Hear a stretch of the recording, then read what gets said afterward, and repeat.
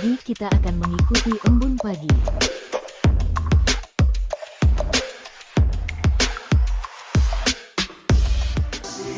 Kasihnya setiap hari seperti embun pagi, sejukkan hati. Ucapkan syukur, Tuhan Yesus baik, biar kita tahu perkataan yang baik. Tuhan sediakan kebutuhanku, Dia akan cukupkan semua yang ku perlu. Dia sembuhkan semua sakitku, berikan damai sejahtera yang lampaui akalku. Tuhan buka jalan, pimpin semua langkahku. Dia tiang awan dan tiang apiku. 2 Tawarik 10 ayat 1 sampai 19. Kemudian Rehabeam pergi ke Sikem, sebab seluruh Israel telah datang ke Sikem untuk menobatkan dia menjadi raja. Segera sesudah hal itu kedengaran kepada Yerobeam bin Nebat, ia ada di Mesir, sebab ia melarikan diri ke sana dari hadapan Raja Salomo. Maka kembalilah ia dari Mesir. Orang menyuruh memanggil dia. Lalu datanglah Yerobeam dengan seluruh orang Israel dan berkata kepada Rehabeam, "Ayahmu telah memberatkan tanggungan kami. Maka sekarang ringanlah pekerjaan yang sukar yang dibebankan ayahmu, dan tanggungan yang berat yang dipikulkannya kepada kami, sebab kami menjadi hamba-Mu." Tetapi ia menjawab mereka, "Datanglah kembali kepadaku lusa." Lalu pergilah rakyat itu. Sesudah itu, Rehabeam meminta nasihat dari para tua-tua yang selama hidup Salomo mendampingi Salomo ayahnya. Katanya, "Apakah nasihatmu untuk menjawab rakyat itu?" Mereka berkata kepadanya, "Jika engkau mau berlaku ramah terhadap rakyat itu, mau menyenangkan mereka, dan mengatakan kata-kata yang baik kepada mereka, maka mereka menjadi hamba-hamba-Mu sepanjang waktu." Tetapi ia mengabaikan nasihat yang diberikan para tua-tua itu. Lalu ia meminta nasihat kepada orang-orang muda yang sebaya dengan dia dan yang mendampinginya. Katanya kepada mereka, "Apakah nasihatmu supaya kita dapat menjawab rakyat yang mengatakan kepadaku, 'Ringankanlah tanggungan yang dipikulkan kepada kami oleh ayahmu'?" Lalu orang-orang muda yang sebaya dengan dia itu berkata, "Beginilah harus kukatakan kepada rakyat yang telah berkata kepadamu, 'Ayahmu telah memberatkan tanggungan kami,' tetapi engkau ini, berilah keringanan kepada kami. Beginilah harus kau katakan kepada mereka, 'Kelingkingku lebih besar daripada pinggang ayahku.' Maka sekarang, ayahku telah membebankan kepada kamu tanggungan yang berat, tetapi aku akan menambah tanggungan kamu. Ayahku telah menghajar kamu dengan cambuk, tetapi aku akan menghajar kamu dengan cambuk yang berduri besi." Lusanya datanglah Yerobeam dengan segenap rakyat kepada Rehabeam, seperti yang dikatakan raja, "Kembalilah kepadaku lusa." Raja Rehabeam menjawab mereka dengan keras. Ia telah mengabaikan nasihat para tua-tua. Ia mengatakan kepada mereka menurut nasihat orang-orang muda, "Ayahku telah memberatkan tanggungan kamu, tetapi aku akan menambahnya. Ayahku telah menghajar kamu dengan cambuk, tetapi aku akan menghajar kamu dengan cambuk yang berduri besi." Jadi raja tidak mendengarkan permintaan rakyat, sebab hal itu merupakan perubahan yang disebabkan Allah, supaya Tuhan menepati firman yang diucapkannya dengan perantara Ahia, orang Silo, kepada Yerobeam bin Nebat. Setelah seluruh Israel melihat bahwa raja tidak mendengarkan permintaan mereka, maka rakyat menjawab raja, "Bagian apakah kita dapat daripada Daud? Kita tidak memperoleh warisan dari anak Isai itu. Masing-masing ke kemahmu, hai orang Israel. Uruslah sekarang rumahmu sendiri, hai Daud." Maka pergilah seluruh orang Israel ke kemahnya, sehingga Rehabeam menjadi raja hanya atas orang Israel yang diam di kota-kota Yehuda. Kemudian Raja Rehabeam mengutus Hedoram yang menjadi kepala Rodi, tetapi orang-orang Israel melontari dia dengan batu, sehingga mati. Bahkan Raja Rehabeam hampir-hampir tidak dapat menaiki keretanya untuk melarikan diri ke Yerusalem. Demikianlah mulanya orang Israel memberontak terhadap keluarga Daud sampai hari ini. Korintus 3. Dan aku, saudara-saudara, pada waktu itu tidak dapat berbicara dengan kamu seperti dengan manusia rohani, tetapi hanya dengan manusia duniawi yang belum dewasa dalam Kristus. Susulah yang kuberikan kepadamu, bukanlah makanan keras, sebab kamu belum dapat menerimanya, dan sekarang pun kamu belum dapat menerimanya, karena kamu masih manusia duniawi. Sebab jika di antara kamu ada iri hati dan perselisihan, bukankah hal itu menunjukkan bahwa kamu manusia duniawi dan bahwa kamu hidup secara manusiawi? Karena jika yang seorang berkata, "Aku dari golongan Paulus," dan yang lain berkata, "Aku dari golongan Apolos," bukankah hal itu menunjukkan bahwa kamu manusia duniawi yang bukan rohani? Jadi apakah Apolos, apakah Paulus, pelayanan-pelayanan Tuhan yang olehnya kamu menjadi percaya, masing-masing menurut jalan yang diberikan Tuhan kepadanya. Aku menanam, Apolos menyiram, tetapi Allah yang memberi pertumbuhan. Karena itu yang penting bukanlah yang menanam atau yang menyiram, melainkan Allah yang memberi pertumbuhan. Baik yang menanam maupun yang menyiram adalah sama, dan masing-masing akan menerima upahnya sesuai dengan pekerjaannya sendiri. Karena kami adalah kawan sekerja Allah, kamu adalah ladang Allah, bangunan Allah. Sesuai dengan kasih karunia Allah yang dianugerahkan kepada aku sebagai seorang ahli bangunan yang cakap telah meletakkan dasar, dan orang lain membangun terus di atasnya. Tetapi tiap-tiap orang harus memperhatikan bagaimana ia harus membangun di atasnya, karena tidak ada seorang pun yang dapat meletakkan dasar lain daripada dasar yang telah diletakkan, yaitu Yesus Kristus. Entahkah orang membangun di atas dasar ini dengan emas, perak, batu permata, kayu, rumput kering, atau jerami. Sekali kelak pekerjaan masing-masing orang akan nampak, karena hari Tuhan akan menyatakannya. Sebab ia akan nampak dengan api, dan bagaimana pekerjaan masing-masing orang akan diuji oleh api itu. Jika pekerjaan yang dibangun seseorang tahan uji, ia akan mendapat upah. Jika pekerjaannya terbakar, ia akan menderita kerugian.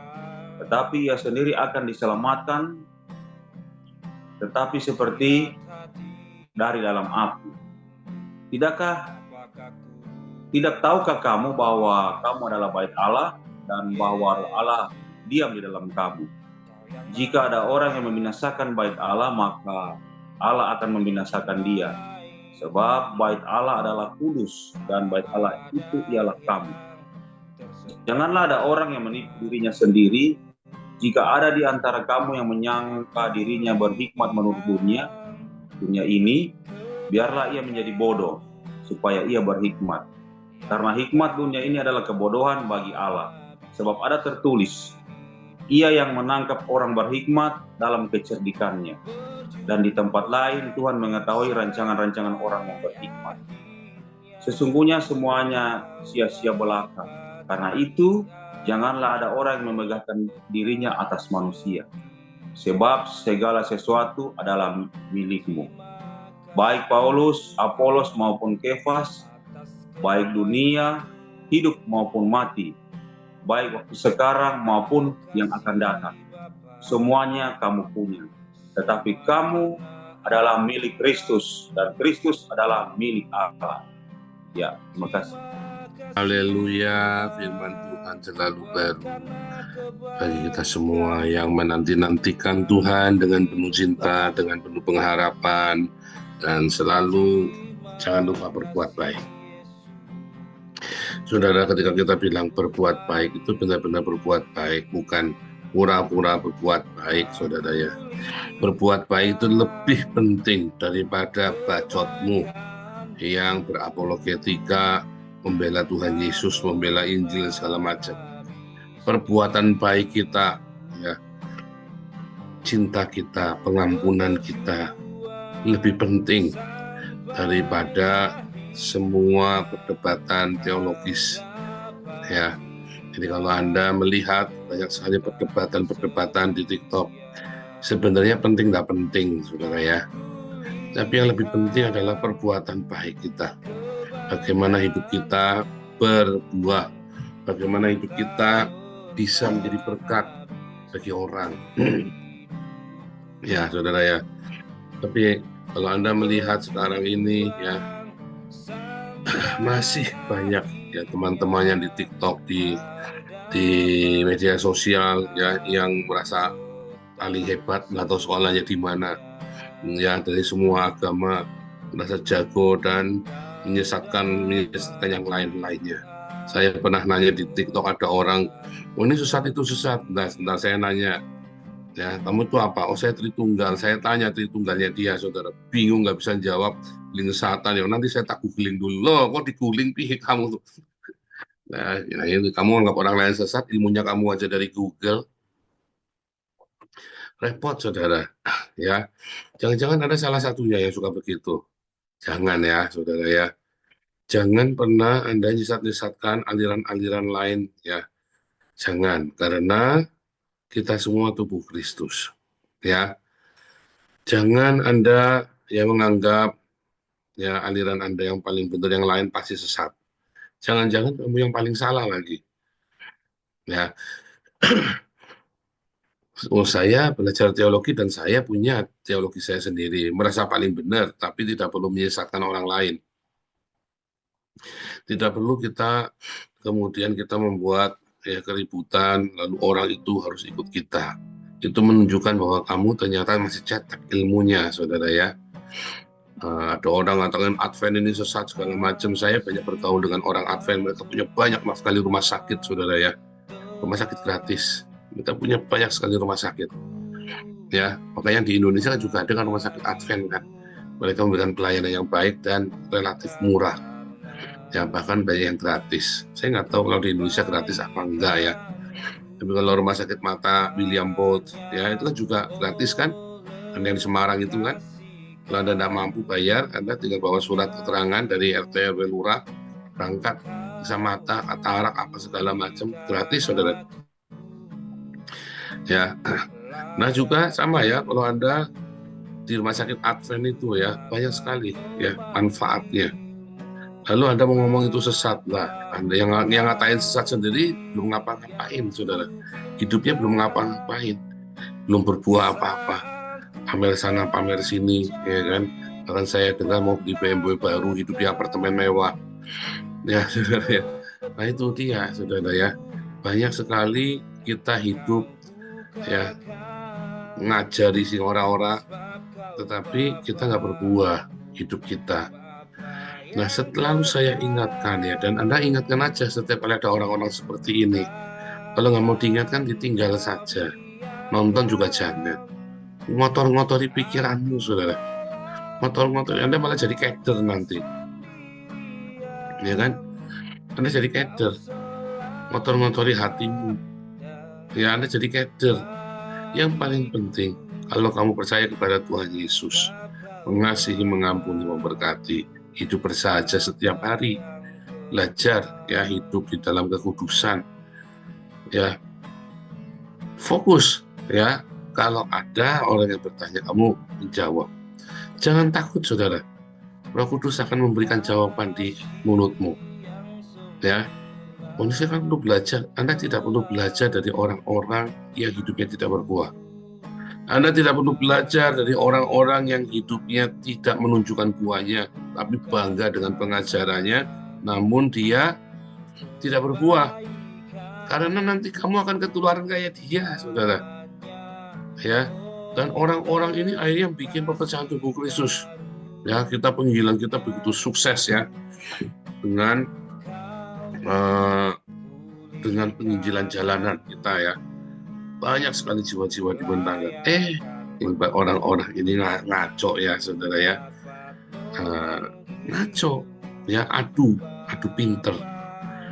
Lalu nggak berbuah. Nah, itulah masalahnya, saudara. Ketika nggak berbuah ini, dan saya melihat banyak sekali orang-orang ini, para teolog ini senang sekali bicara agama, tapi hidupnya nggak berbuah. Ya, adalah lebih penting Anda menunjukkan imanmu dengan perbuatanmu daripada menunjukkan imanmu dengan perkataanmu. Adalah sangat penting ketika kita menunjukkan iman kita dengan berkarya. Kalau kita sibuk berkarya, maka kita habis waktu untuk bertengkar. Kita nggak punya waktu lagi karena sibuk berkarya. Ya, saya sibuk tiap hari sampai udah nggak bisa tiktokan lagi ya. Sibuk, karena kita sibuk berkarya kita tiap hari. Saya lagi nulis buku lagi ya, saya harus selesai nih ya bukunya ya, supaya kita bisa move ke next awakening kita ya, saudara ya.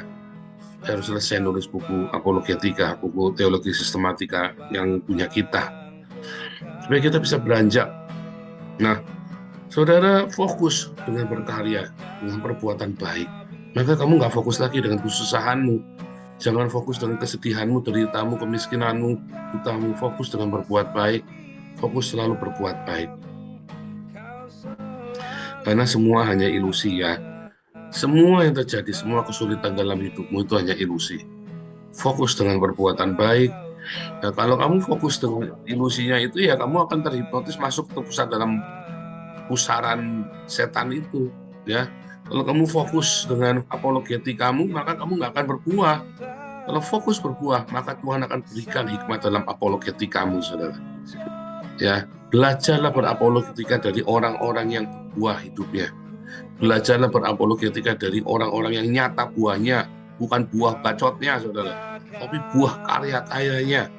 Ya, mensejahterakan sesama, bagaimana kita berjuang, ya kan? Berikan sumbangsi yang nyata, bukan sumbangsi bacot, saudara. Bacot itu bau, saudara. Kalau Anda nyumbang bacot itu Anda berarti nyumbang abab, nyumbang bau, nyumbang penyakit, ya, nyumbang virus, ya, saudara ya.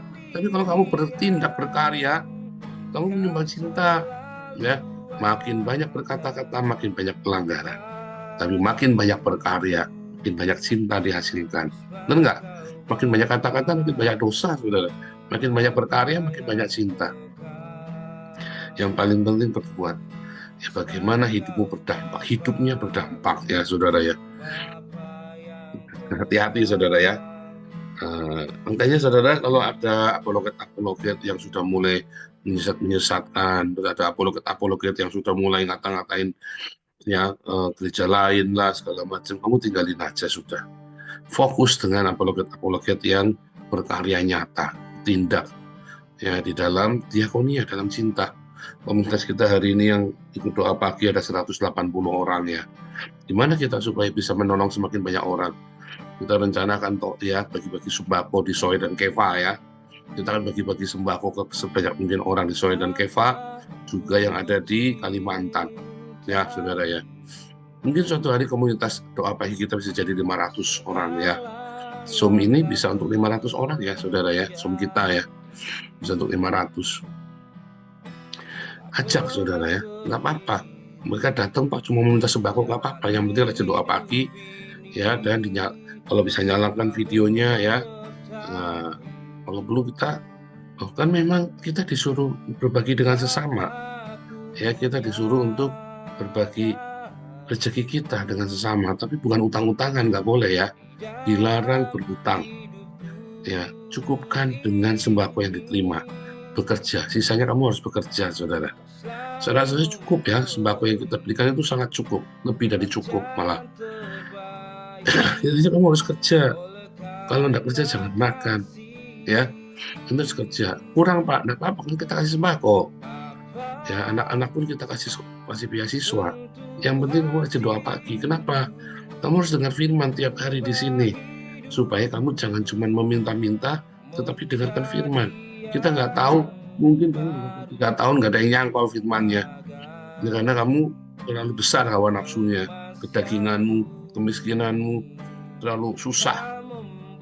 Tapi suatu hari ada satu kata yang jadi rema, hidupmu akan berubah sepenuhnya. Kita nggak ngerti, datang aja terus dengan setia di dalam doa pagi. Jangan takut, saudara. Ada teman-teman dari Iran, ya saya nggak tahu ada nggak yang dari Iran, masih ada nggak di sini? Tolong tim Umbun Pagi dibesuk ya, namanya saya lupa ya. Jadi teman-teman dari Iran yang refugee, kan banyak yang sudah jadi Kristen, tapi terlantar ya. Sampai mereka nggak punya uang buat dokter segala macam karena nggak punya BPJS. Saya nggak tahu bagaimana caranya kita bisa membantu mereka ya. Mungkin kita bisa daftarkan dalam asuransi atau bikin apa, saya nggak tahu ya. Asuransi ke BUMN, apa asuransi milik negara yang murah ya, seperti BPJS. Saya nggak tahu lah gimana caranya teman-teman Iran ini bisa kita layani juga, teman refugee ya yang di Indonesia, kasihan ya, salah pergi ke Indonesia mereka. Teman-teman Iran yang di Belanda, refugee di Belanda, mereka hidupnya baik ya sekarang ya. Entah mereka kenapa bisa larinya ke Indonesia, ya pikiran apa mereka itu. Nah saudara, kita juga mau tolong mereka ya, kita mau memberkati mereka. Hidup kita harus jadi berkat saudara. Wah, buat kita sendiri lagi kurang, kalau mau cukup nggak ada cukupnya saudara, nggak pernah cukup. Kita harus belajar berbagi, mengucap syukur. Ingat koinonia tadi malam ya, ya kan, ayin ra ya, hara, ayin hara atau khamsa, ayin hara atau khamsa. Ya kalau matamu jahat, kalau kamu selalu kepengen iri, dengki, kalau kamu tamak, serakah, cungkil matamu ya, biarkan tinggal satu. Tapi kamu hidup dengan ucapan syukur. Jadi kamu mengucap syukur dengan apa yang ada padamu. Ya, dan ini kita ada kesempatan, kita kumpulkan donasi ya untuk bisa membantu sesama kita. Nah, kita harus belajar ya. Kita harus belajar berbagi. Saya berharap komunitas kita ya akan semakin banyak bisa membantu orang. Ya, di dalam firman Tuhan kita disuruh untuk saling berbagi. Ya, tapi bukan saling mengutangi. Jadi nggak boleh utang-utangan di sini. Haram jadah, ingat-ingat ya. Tidak boleh hutang, tidak boleh ngutangin. Mau ngasih, nggak mau ngasih ya sudah, nggak usah. Dan kita sudah punya jatah Embun Pagi untuk beasiswa, untuk sembako. Ya, sayang, dan juga ada bahkan kita kasih uang kontrakan, saudara ya. Maksimum 1 juta rupiah per bulan. Ya, dan kontrakanmu tidak boleh lebih dari 1 juta tentunya. Kalau kontrakanmu lebih dari 1 juta ya kita sama sekali tidak kasih. Ya, artinya benar-benar untuk orang yang membutuhkan, yang miskin. Ya, saudara ya. Makanya cukupkanlah dirimu dengan apa yang ada. Caranya bagaimana Pak supaya kita berkecukupan? Ikuti Embun Pagi tiap hari. Setiap hari diajari caranya. Hidup dalam kecukupan, hidup di dalam kelimpahan, bagaimana Anda berkemenangan, bagaimana Anda bisa hidup dengan kemenangan.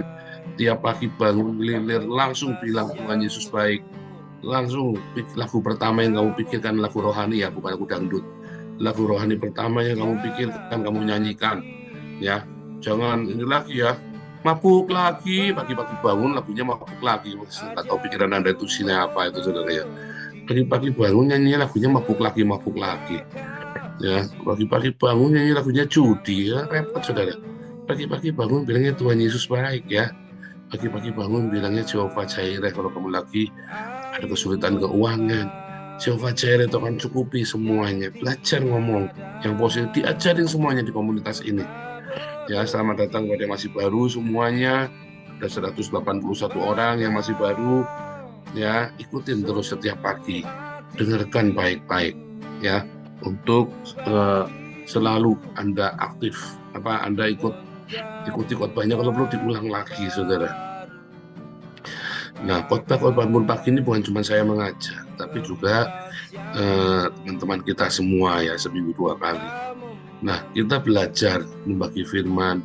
Bagi yang sudah membawakan firman, awasilah dirimu dan awasilah ajaran. Bertekunlah dalam semuanya itu, supaya kamu menyelamatkan dirimu dan menyelamatkan orang-orang yang mendengarkan kamu. Ingat-ingat, awasilah dirimu dan awasilah ajaranmu, bertekunlah dalam semuanya itu. Haleluya, Tuhan Yesus memberkati.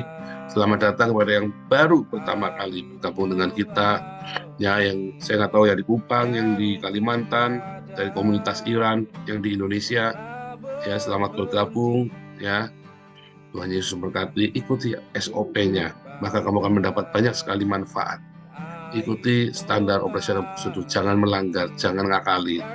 Polos saja, saudara. Selalu ada banyak pertolongan dari surga. Tuhan Yesus memberkati.